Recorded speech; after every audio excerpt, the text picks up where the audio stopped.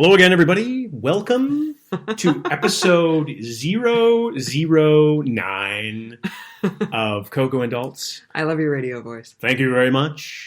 This show is brought to you by nobody yet, but we're working on it. We're willing to take any money from anybody and shill your product, program, or service. So we can quit our high-paying day jobs. As a yoga instructor. As a nothing instructor is what I am. By the way, this is Coco and Adults, and I'm not Coco. And I'm not Adults. So, again, because it worked so well last time, I'm going to preview what we had in this show, or what we're going to have in this show. Oh, okay. Coming up. Once again, we're ending on the down note this week, actually. Yes. Oh, you've seen the lineup, have you? I've seen the lineup. You've peeked at the lineup. The crack team of researchers brought me your notes. It's up on the board right over there on the fancy electronics that we have in the studio here. It's the electronic scroll like they have around Times Square, like the news scroll. We spare no expense here at Coco and Adults. So the first topic we're going to talk about, I'm going to go down the roster here. It's an action-packed, fun-filled episode, people. It's like Black Panther. 009 is the one that you're going to want to circle on your calendar. Are we really up to 9 already? Yeah, we are. We're almost in the double digits. We're almost a legit thing. Wow. Yes. Too legit to quit. So, first topic will be Queer Eye, which is the exciting new show on Netflix, and it's a bit of a reboot. Second topic will be Alias Grace, which is also on Netflix. Coincidentally, is also on Netflix. Not that we're addicted to the Netflix. And third is going to be a mystery topic that we will leave people hanging, so it actually is a shallow attempt to get them all the way through the podcast. Right. Apparently, there is a way where you can tell if people listen to the whole podcast or skip around, and we don't know how to do that yet. No, we do know how to do it. We know exactly what you're wearing and where you live. That's kind of... We're like Marky Mark. We're back to Marky Early Mark. with the Marky Mark this time. We're kind of creepy. So Queer Eye is not a reboot. Creepy. Yeah. Yes, not creepy. We have watched 2 episodes so far. You watched 2 episodes. I watched 1. That's true. Yeah. We, the collective we. Yeah. And it has been rebooted on Netflix. It was on Bravo. For those of you who don't know, it was called Queer Eye for the Straight Guy. And then they shortened it to Queer Eye during that time, as our crack research staff has told me. And apparently they decided to keep it shortened for the Netflix reboot because they're not only helping straight guys now, they're also helping non-straight guys, everybody else. Yeah. Right. So the original premise was 5 guys who are gay, and this is a bit of a stereotype, but in some ways it's true, because they have so much style and so much charisma and so much more, and so much better taste, etc., conceivably, than straight guys, then the gay guys would help the straight guys get more style and get, groomed up and get looking like they should and not look like they lived in their mother's basement all their lives. Right. Learn basic grooming techniques. Hygiene. Right. Things that people theoretically, their parents probably should have taught them. Yeah. But anyway, so that was a great show. I loved the original show. It ran from July 15th, 2003 until October 30th, 2007 on Bravo. Now we're back on Netflix. That old one lasted 5 seasons for 100 episodes.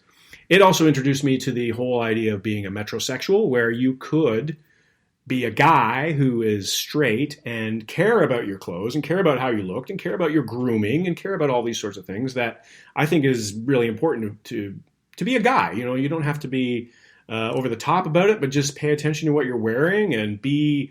and care. That's all you have to do. A lot of guys, I think, in some days have been just like, get home from work and sit on the couch and not really pay attention. Don't get in shape or don't pay attention to what is good. Well, and I did used to work with a guy at our former place of employment who thought it was acceptable to go out in public in pajama pants.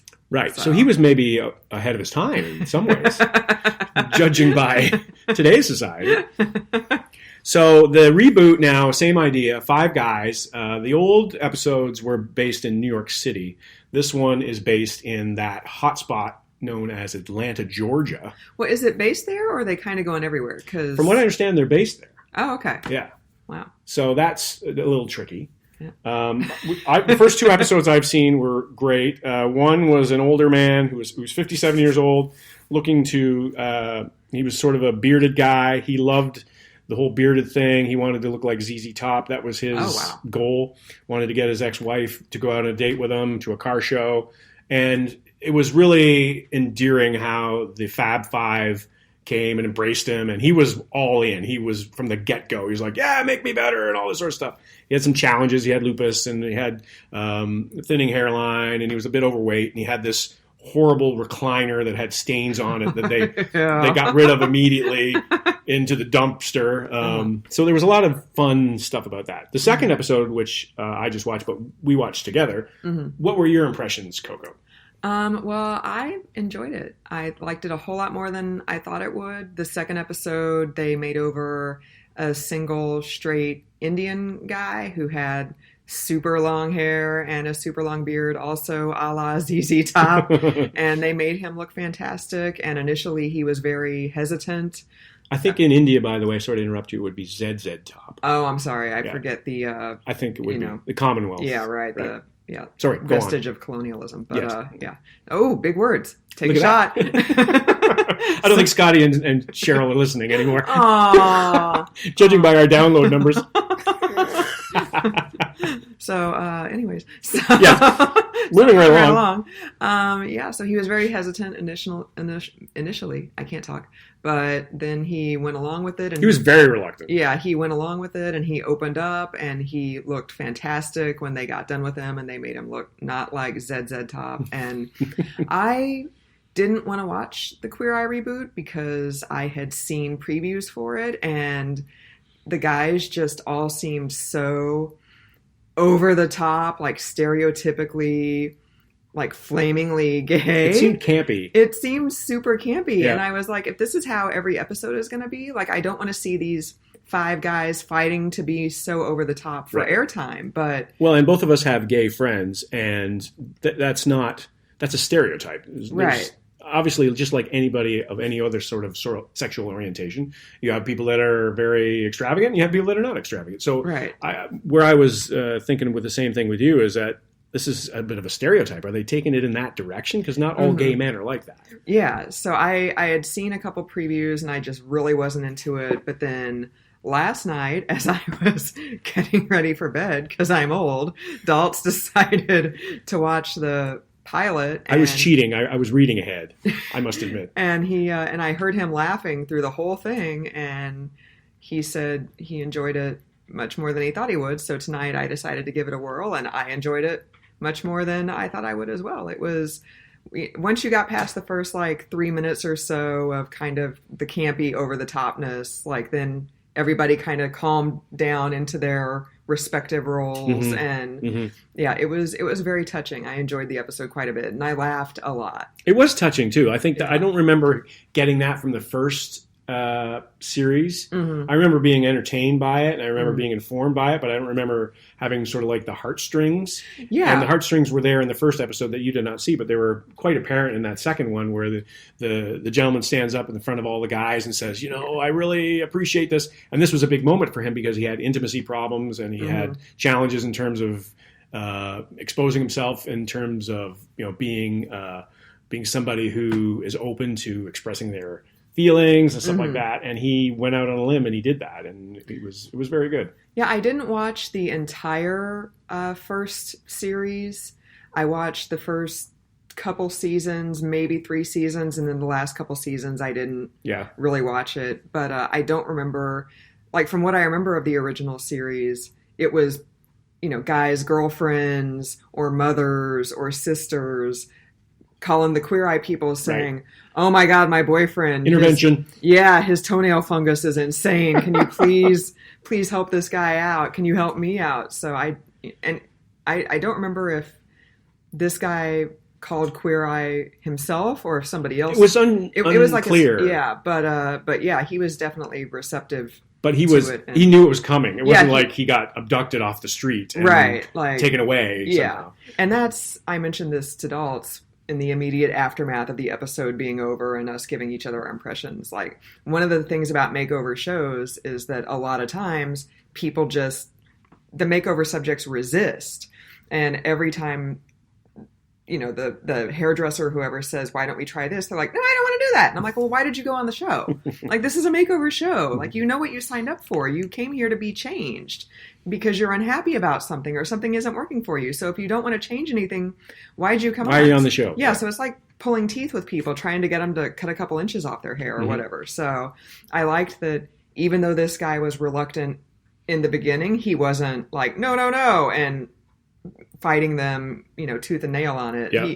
He wasn't crazy about the idea, but he still went along with it because he knew it would help him. And then at the end, it was very touching. And, and I enjoyed it. So. What I liked also about these two episodes that I've seen, and it was a bit of a contrast to the first series, was that both of the makeover guys being made over, were funny.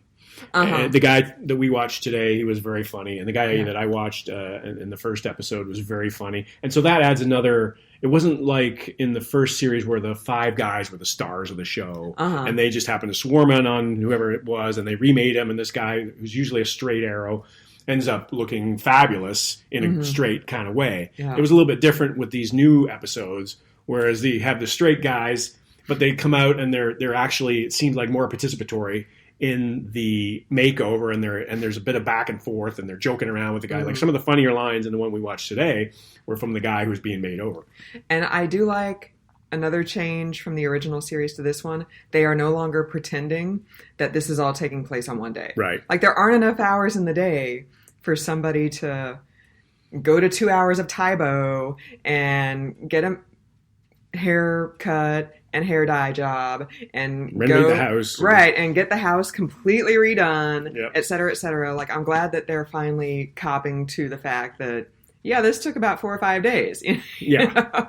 Like, that's a nice element of realism that, hey, it's reality TV, so you kind of need that. So. I hope this show does well, because I like these kinds of shows where they're informative, entertaining, but also adding a little bit something. It's not just a pure reality TV show where people are trying to survive on an island or whatever. Right. Like that's what I got out of the first go around, was like, hey, I can take that tip out of this, or I can do this, or I can do that. But also, from what I was reading about the series before our show, was that in the previous one, they were looking for tolerance, and now they're looking for acceptance in terms of the gay community. So it's also a bit of a movement going on. We have talked previously about Black Panther and what's going on there. We've got something with Queer Eye that is a similar type of mainstream product that everybody can watch, and oh, by the way, the characters are gay. Yeah. It's not like a big deal now, or it shouldn't be. When the original premiered, I don't think gay marriage was even legal in Massachusetts. Right. Like, I think that was a year... 2003. Yeah, I think that was a year or two before it got legalized in Massachusetts, which was ahead of everybody else. So are you ready for this? That was 15 years ago. We've come a long way, baby. Wow. Wow. For as long as that lasts. And well, let's not go there. Moving on. Because we want to have sponsors. So, moving to the next segment, we're going to go way back in time for Alias Grace. Not just 15 years ago. More than 15 years ago.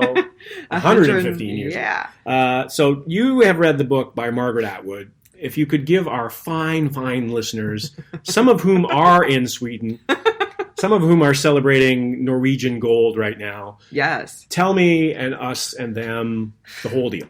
So, Alias Grace, the book, came out in 1996. I read it around that time, sometime in the late 90s. You were 10 or something like that. I know. I'm only 29, so I was very precocious. Wow, you're ahead of your time. Okay, go on. So, I remember not loving the book. Margaret Atwood is my favorite writer, and in the 80s and 90s, she had a streak of a lot of really good books, including The Handmaid's Tale and The Blind Assassin and The Robber Bride. And Alias Grace as a book to me was a misfire.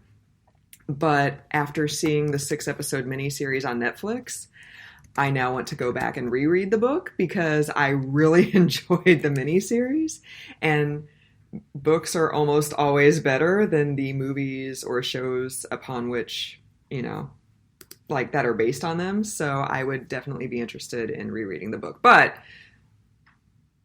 the gist of the series is in the 1840s, and it's based on a true story. In the 1840s, a maid named Grace was convicted of killing the master of her house and the housekeeper. She and the stable boy were convicted. He got hanged. She ended up with a life sentence that she received a pardon after I think about 30 or 35 years in prison. So that's kind of the gist of the miniseries. Historical fiction. Yeah, in the show, like a shrink, an American shrink comes to Canada to interview Grace because there were no shrinks in Canada. No shrinks in Canada at that time, and a group of kindly Methodists, I believe, had taken up Grace as their cause celeb, and they wanted to cause celeb take a shot. Wow. And they wanted to get her pardoned, and they brought this shrink in to help figure out, did Grace kill them because she's evil and she knew what she was doing, or was she kind of an unwitting accomplice to the stable hand? And yeah, I'm not going to let you know how it ends. Don't spoil it. Although I'm sure I probably will anyways, because I always end up with a spoiler alert. That's true. Yeah. So what were your thoughts on Alias Grace, dolls? Well, I'll give our listeners just a little bit more background on Alias Grace, the novel. It was winner of the 1996 Giller Prize, which is a big literary prize in Canada. Finalist for the 1996 Booker Prize. Which is a huge deal in the UK. Also, and the 1996 Governor General's Award, which is another big award in Canada. And shortlisted for the 1997 Orange Prize for Fiction, which is more of an international award. Now, that just gives you a sense of where that book landed and what kind of an influence it had. And like Coco said, released in 1996. So this is, previous to this book, this is what Margaret Atwood had written. So The Edible Woman was her first novel. Followed by Surfacing, Lady Oracle, Life Before Man, Bodily Harm, then The Handmaid's Tale, which was 1985, Cat's Eye, which was 1988, and The Robber Bride, which was 1997, and then Alias Grace was 19... The Robber Bride was definitely before 97. Sorry, I said 97. It should have been 93. Okay, yeah, I was going to say, that was when I was in high school, even though I'm only 29 years old. So yes. I knew it was definitely before 97. I misspoke. It was 93. And then Alias Grace, 96. And then followed that was The Blind Assassin in 2000.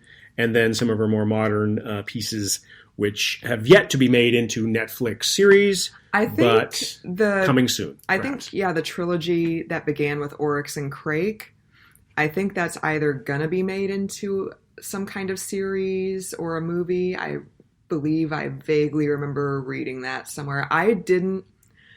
I'm scanning madly. I can't see it, but I did not love Oryx and Crake, but that might be another one where I just have to go back and reread it. Because originally when I read The Blind Assassin, I put it down after the first chapter because I didn't like it. And a month later I said, okay, I just spent $25 on this in hardcover. I need to finish this damn book. Yep. And then I picked it back up and I read it and I loved it. And as soon as I finished it, I went back and I reread it from the beginning. Wow. So the moral of that story, kids, don't give up on the book too early. Don't judge a book by its cover. Oh. So that was the Mad Adam trilogy, which I did not reference in the novel section, but that was Oryx and Crake, 2003. The Year of the Flood, 2009, and Mad Adam was the conclusion to that trilogy in 2013. I believe I have all three of those books downstairs. Do you really? If you would like to read them. Oh, I'll give it a shot. Maybe I'll give one of them a shot and see how that goes.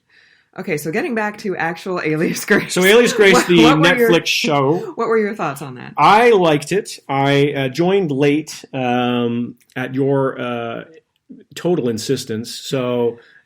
just as you were enticed by my laughing at Queer Eye, I was interested that you were watching Alias Grace, which had piqued my interest. I have not seen The Handmaid's Tale, but based on the reception the series received on Netflix, I went and read the book over the summer, which I had not. As a good Canadian, I had sort of been in Atwood denial. Oh, dear.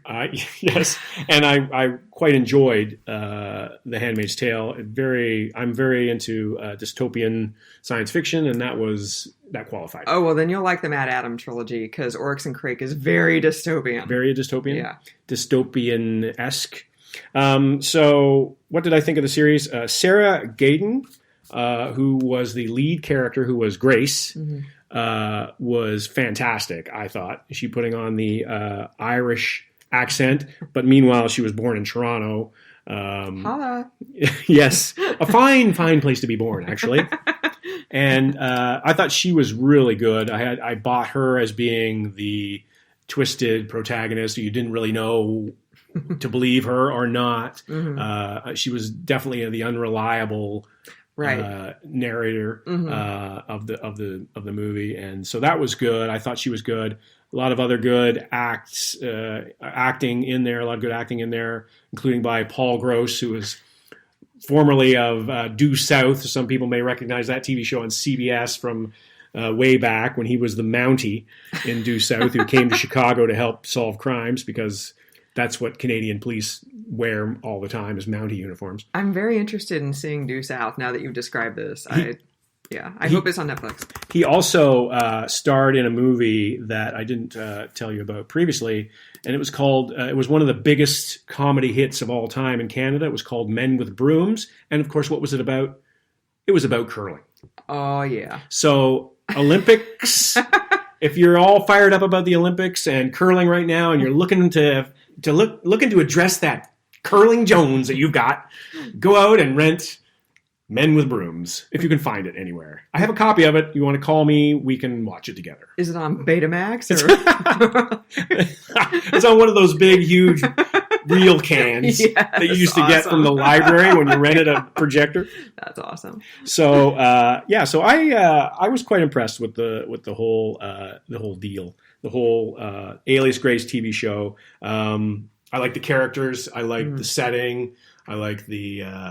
To me, this is probably another whole other show that we could do, but movies and TV shows, and in this case, a series that has a book for source material, I can tell that right away, or at least I think I can, and it always appeals to me because the dialogue is richer and more believable, and the setting is more again believable, and the characters seem to develop more than they do in a movie. I thought this was really well done in terms of the fact that it was a series, it was a book, but they essentially when you, obviously people know this, but when you take a book and turn it into a movie's only an hour and a half, 2 hours long. And so stuff is going to get left out because you have a rich, deep mine of characters and storylines and things like that just don't get covered. Right. You don't have time for it. But when you have a 6-episode series that we watched, and it was about 45, 50 minutes per episode. An episode, you have much more time to develop the characters and do flashbacks and flash forwards. And I think that was pretty important to this series because you were able to develop the characters, but you're also able to introduce some ambiguity and some doubt, which I think is important to this story. Right. Well, speaking of, do you think she did it? Well, does that qualify as a spoiler? Because if you haven't seen it... Well, maybe not. I mean, like you said, there's room for doubt either way. So, and I already gave away that she got pardoned. So, I mean, so we're not... All we're spoiling is whether we think that she did it or not. I think she did. What do you think? Well, I don't really remember a whole lot of the book. So this is just going strictly on the miniseries. I could see it going either way. The problem is that Margaret Atwood, as a writer, and I say it's a problem, but it's not really a problem, is that she loves to write about like gender themes and women's roles.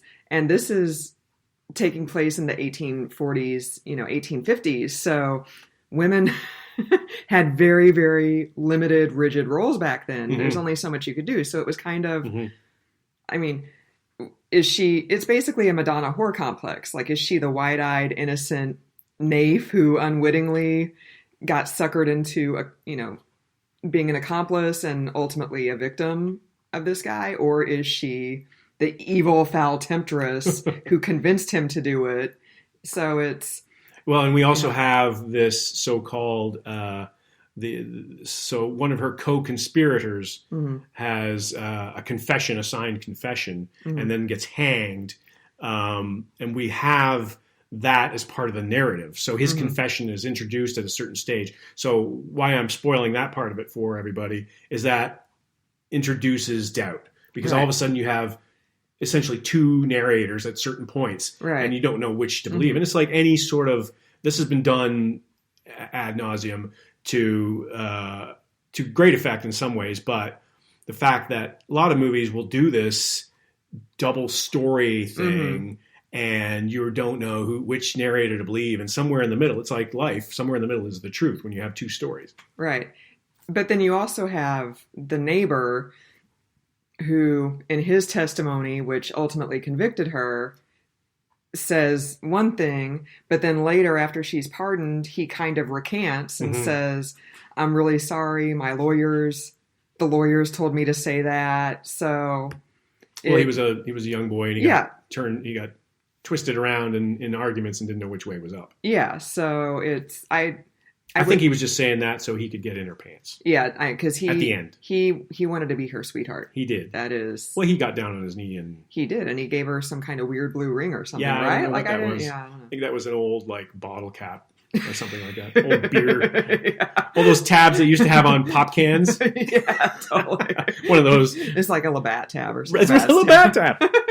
Yeah. It was Richmond Hill after all. Oh, that's Ontario. True. Yeah. So I would have to go back and read the book to see if that influences me one way or the other. But I mean, so you're pressing me on an answer, but you're not giving us your answer. It's kind of also like the French Lieutenant's Woman, right? Because there are 3 different endings in have you read the French Lieutenant's Woman? Yeah, I think I did. Yes, I did. Yeah. So there's college. 3 different. Yeah, that's when I read it. There's 3 different endings in the French Lieutenant's Woman, and each one of them, it kind of goes along with gender roles and gender stereotypes, et cetera, et cetera. Yeah. And Margaret Atwood loves to write about gender roles, so. Yeah. I would have to go back and reread the book to figure out what I think she's trying to say. If even she knows what she's trying to say. I don't know. She might have purposely left it a little ambiguous. I don't know. She's probably saying that she thinks she did it, but she was messing with us is what she was doing. Yeah, which she loves to do. Well, as you're an author, and I'm in some ways I am an author too. So You're published on Amazon.com. I am, which had 2 downloads the last time I checked. But I can say that as an author, I'm not really an author, but no, you're I think that the author can conceivably play with the reader that way, especially if you're somebody like Margaret Atwood, who has put out a few books and knows what she's doing. Right. And a master wordsmith. Right. And a master plot smith as well. So I think that I think it's open to interpretation, but I'm leaning in the she did it category just because of, not based on the book because I did not read the book, but based on the series and looking at the character and the way it was portrayed and the glint in her eye and the subtleties. But at the same time, you could say maybe the glint in the eye came about from, at that point, she'd been in prison for 20 years or whatever, and she'd gone through a whole lot of stuff that nobody should have to go through if they're innocent, and that hardened her. So I think that's the brilliant part of this whole series, is that there's no clear-cut answer. Yeah. And there's no happy ending. There's no sad ending, but there's no fantastic, Hollywood ending. And I think that's another reason that this is a book and not a screenplay, an original screenplay. Right. Like you said, everything is a shade of gray. And I think it's also... Did I say that? Yeah, something to that effect. Okay. Yeah. And I think it's also worth noting that the housekeeper, Anna Paquin, and the master of the house... Paul Gross. He actually wasn't really a terrible person, but Anna Paquin was a pretty horrible person. She can be a horrible person. I mean, there's no perfect victim. Right. And I think I think Atwood was trying to convey that as well, is that Paul Gross's character, I don't think I'm revealing anything because this is part of the story, he got killed, but to me, he wasn't really doing anything wrong. In those days, he was accused of sleeping with the help. That was his big crime, and people were talking like it was the horrible thing. Now, in those days, it probably was. He wasn't married, so there was no infidelity there. It just was, he was fooling around with the help, and that was seen as a bad thing. Whereas nowadays, what would be the equivalent to that? I don't even want to go there. Like if you've got somebody and they're doing something horrible, it's going to be much... So that the comparison, I guess, is what I'm saying, is we can't really look at it with today's eyes as to what was controversial. Maybe today we'd look at something on a similar scale and be like, oh, yeah, what an evil guy. So maybe it would be justified in some ways that he would not get killed, but certainly be a villain. But he wasn't a villain, I don't think. In this. No, he seemed like a pretty congenial guy. He's a guy I'd go curling with. Yeah, definitely. Yeah. You go down to Chicago and solve crimes with? I think they should reboot that. Oh my God, could you imagine? All the reboots in the world? Okay, CBC, if you're out there listening, Due South Part 2, or what would they call it? It would have to be Mountie on the Mile. Mountie on the Mile. Miracle Mountie. I don't know. I don't know. We're gonna have to come up with a better name for this. But he was like Dudley Do-Right, only he was like a human Dudley Do-Right. You know who Dudley Do-Right yes. is? Yes. Yeah. So speaking of curling, we're going to go to our last segment here, which was the mystery segment, which we are teasing the listeners with, and hopefully you're still with us to get to this point. I say curling because this person sometimes has curly hair. I thought you were going to go for the Olympics, and I was like, but wait, neither one of us watched any of the Olympics whatsoever, no. So how are we going to talk about this? Okay, here's our Olympic segment.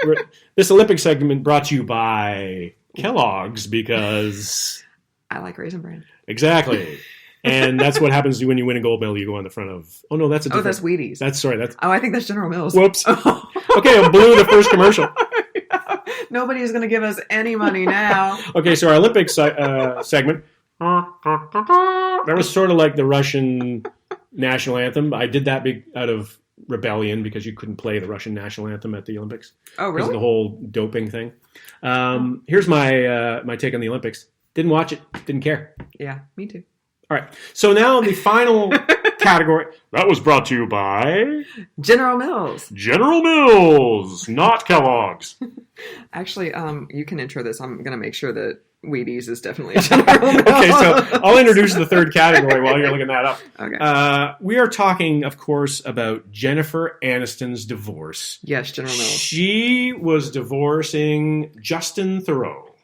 And Did I pronounce that correctly? I think so, yeah. Okay. And another thing we just don't care about, but it's been a huge story for the past week and a half since it broke, so we thought we should...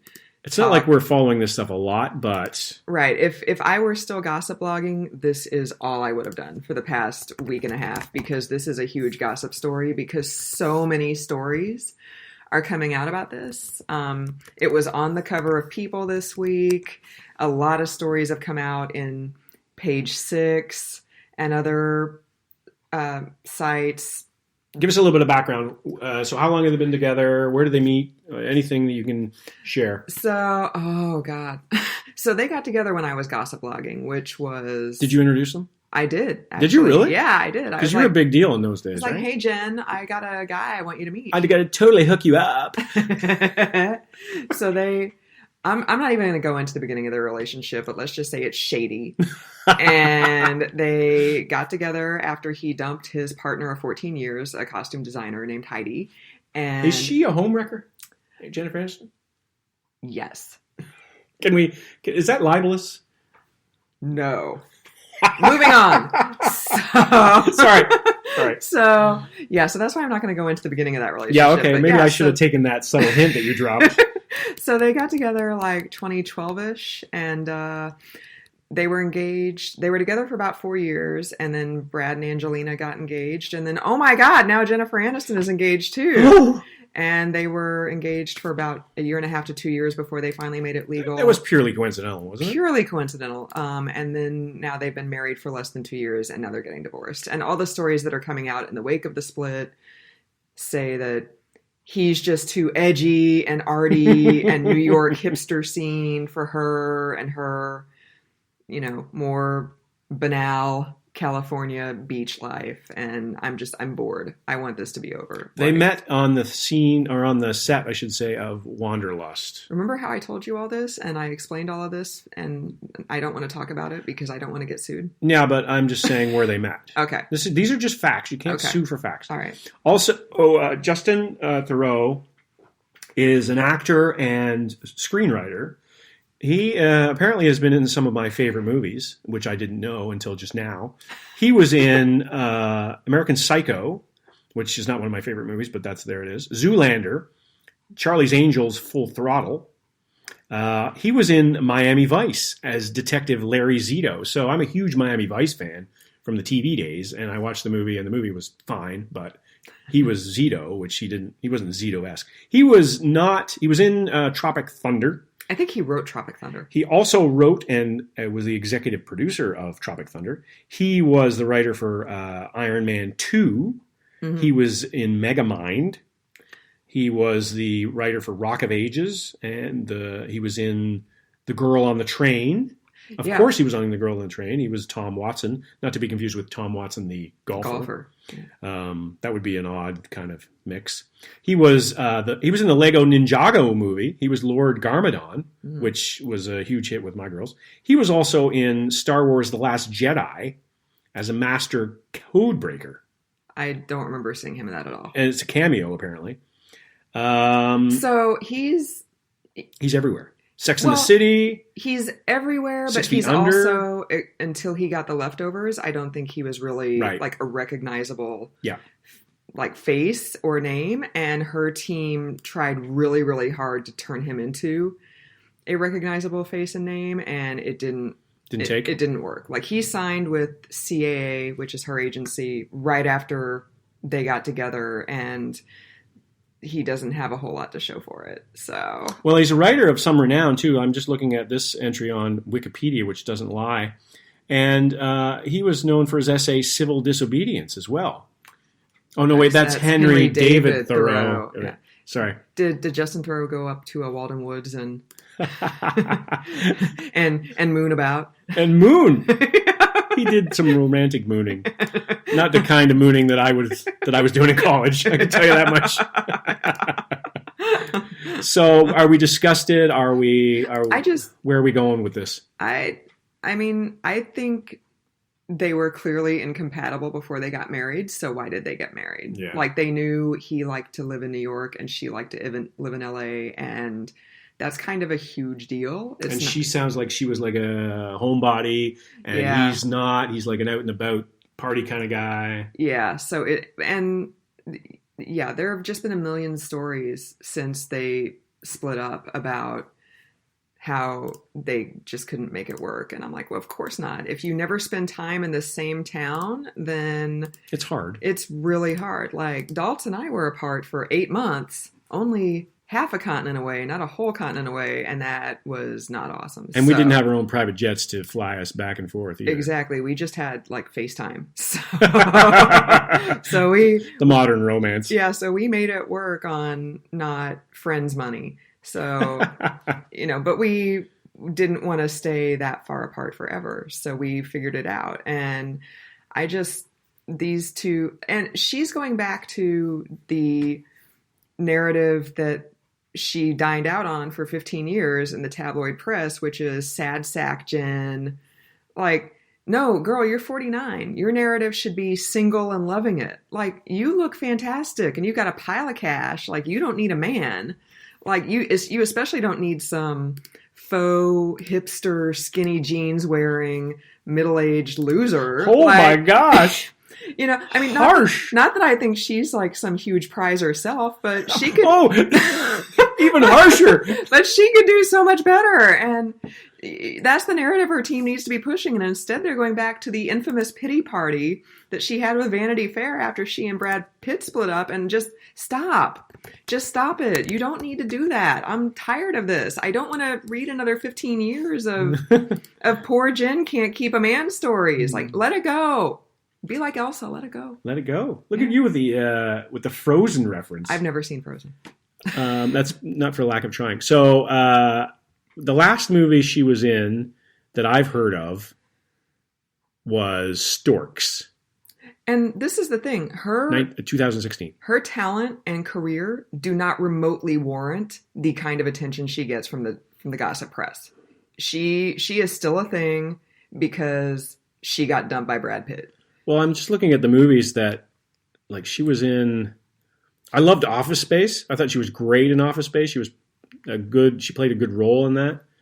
But since then, I can't think of anything that I see here on her filmography that would really blow me away. Like, when Friends was over, she had exactly the kind of career that somebody with her talent should have. But she's still a huge deal because she got dumped by Brad Pitt. So I think what's going to come out of this whole podcast experience is we're going to have lawyers from Boston contact us because of Marky Mark, and lawyers from LA contact us because of Jennifer Aniston. Right. Marky Mark has now ceded his "I'ma beat you up" mantle to Jennifer Aniston, who's going to have Chelsea Handler come after us and make bad jokes about us. And actually, I don't think they're friends anymore. So, all right, there you go. So on that note, like I said, we're ending on the down note again this week. Well, we're gonna entice people to come back because Okay. at this point in the show, even though we're signing off, I'm going to tease everybody and say coming up before the Oscars Oh, yeah. will be the Coco and Dulcies, our special edition, where we pick our winners for key categories at the Oscars. I like And we're very excited about that. We're going to have a big red carpet thing. We'll probably, in our local community theater here, we'll probably have some sort of speech and discussion series. We'll probably have souvenir paraphernalia, like maybe towels or shot glasses or any number of things. We're very excited about the Coco and Dulcies. We'll get swag bags to everybody who comes to the special events. So this is a really big deal that is probably not going to happen, but we're very excited about it anyway. Or it's going to be the two of us in our sweats and our pajama bottoms, like sitting at the dining room table, talking into a mic like usual. Cursing at the TV, not watching the Oscars. No, I'm absolutely not watching the Oscars. So on that note, it's been another fun week talking about entertainment and buzz. You know, we have a pop culture podcast, but we don't actually watch anything. We don't watch the Oscars. We don't watch the Olympics. We're sort of like the alternative pop culture. We're the highbrow pop culture. We're taking the high road on the cultural highway of America. I like it. That's our new tagline, actually. The cultural highway of America, not the highway to hell. Or the... Well, yeah. It's the same. It's paved with the same intentions, isn't it? That's true. Yeah. Okay. And for another week, I'm not Coco. And I'm not Dalt. Good night, everybody.